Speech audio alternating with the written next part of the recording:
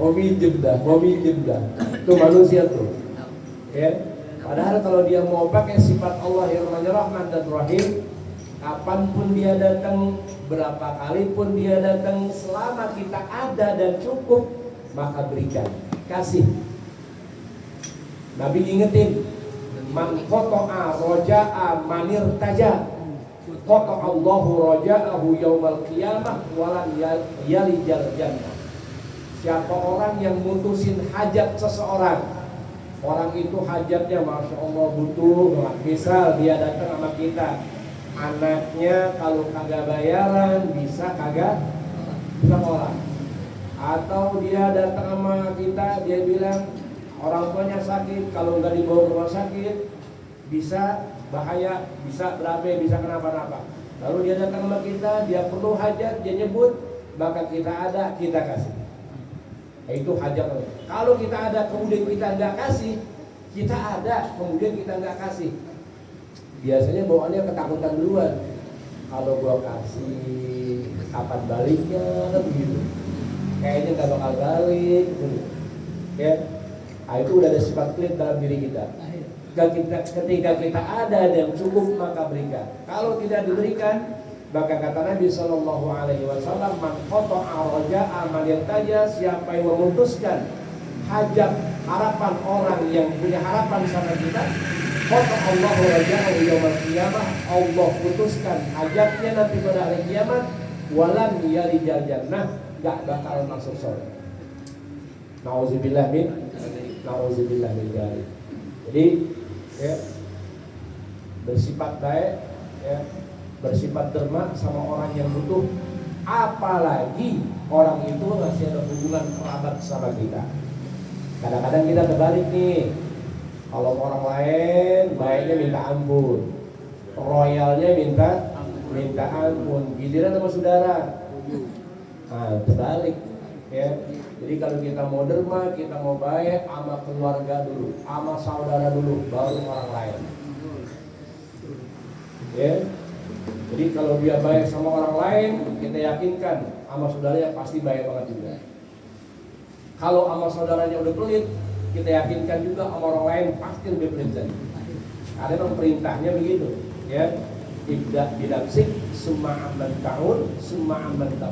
Buat ente, buat orang yang dekat sama ente, baru buat orang yang jauh lagi. Jangan dibalik. Sama orang lain kayak yang tahu, ya. Kemudian sama saudaranya, ya, pulang pergi.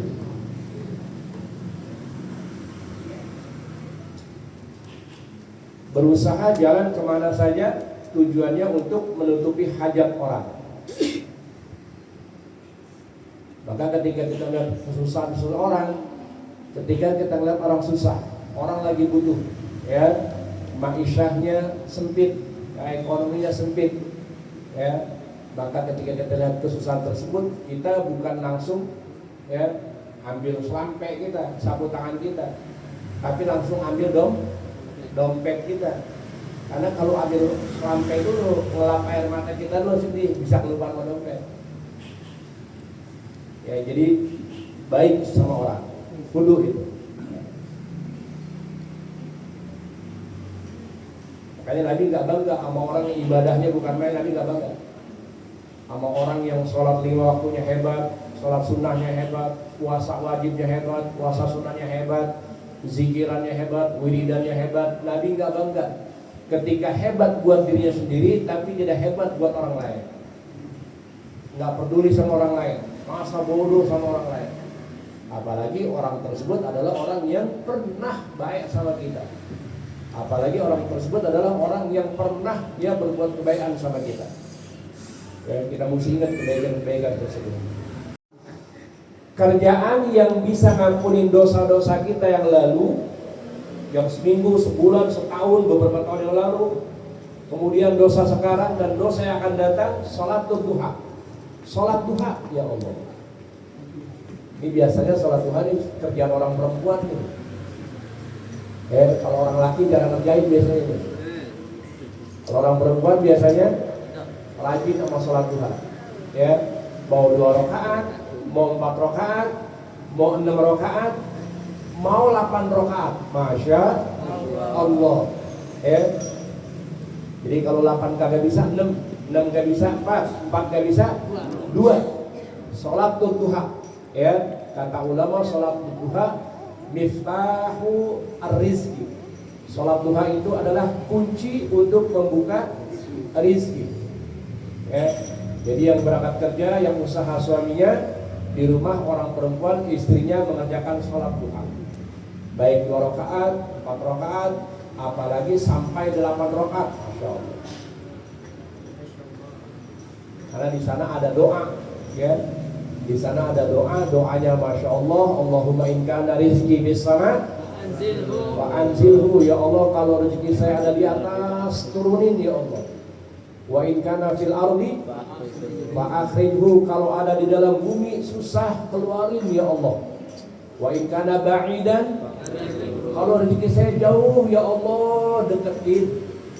Wa in kana qalilan fakasiru, kalau rezeki saya dikit ya Allah, banyakin.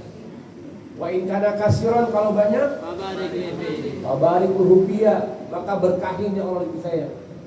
Wa in kana haraman, kalau rezeki saya haram, fatahhirhu, suciin ya Allah. Bihaqqi duhaik wa bahaik, ya, wa ismatik wa gubatik. Itu doa yang dibaca di dalam sholat duha, ya. Itu da'bus sholihin, kebiasaan tabiatnya orang soleh. Sholat duha termasuk da'bus sholihin, kebiasaan tabiat orang soleh. Kalau bukan orang soleh, lewat dulu. Jam 12 baru nanyain duha, ya itu pada dohor. Tapi yang udah biasa, jam 7 udah sholat duha.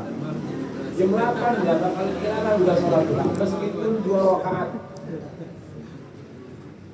Semoga suami-suaminya adalah orang yang suka sholat duha.